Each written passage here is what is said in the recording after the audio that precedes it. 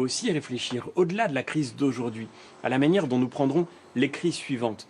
Comment est-ce que nous allons réussir à préserver notre autonomie alimentaire? Et c'est la question de la politique agricole commune qui est posée, qui est fondamentale, la question de la politique commune de la pêche.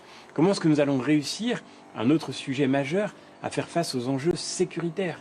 Évidemment que la défense restera une compétence nationale et nous avons toujours défendu l'idée que la défense devait rester une compétence nationale, mais il est très clair aujourd'hui que nous ne pourrons pas être résilients face à une crise sécuritaire si nous n'avons pas une industrie de défense qui nous permet d'avoir une autonomie stratégique. C'est ce que nous allons travailler à travers le Fonds européen de défense dont j'ai commencé de m'occuper au Parlement européen.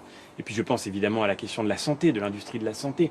Pendant trop longtemps, l'Europe s'est construite autour d'une doctrine de la concurrence qui fait que, au fond, la seule chose qui comptait, c'était d'apporter aux consommateurs européens le produit au moindre coût, sans regarder qu'au fond, il y avait peut-être d'autres buts à servir, d'autres impératifs qui s'imposaient à nous. Il est clair que, par exemple, sur ces chaînes de valeur stratégiques que nous identifions aujourd'hui, nous devons pouvoir de nouveau investir pour reconquérir notre autonomie. Pour être très clair pour nos téléspectateurs par rapport d'ailleurs à votre parti populaire européen, plus d'Europe ou moins d'Europe à l'issue de cette crise? Moi, j'ai toujours trouvé que cette équation était d'une immense simplicité et d'une immense facilité.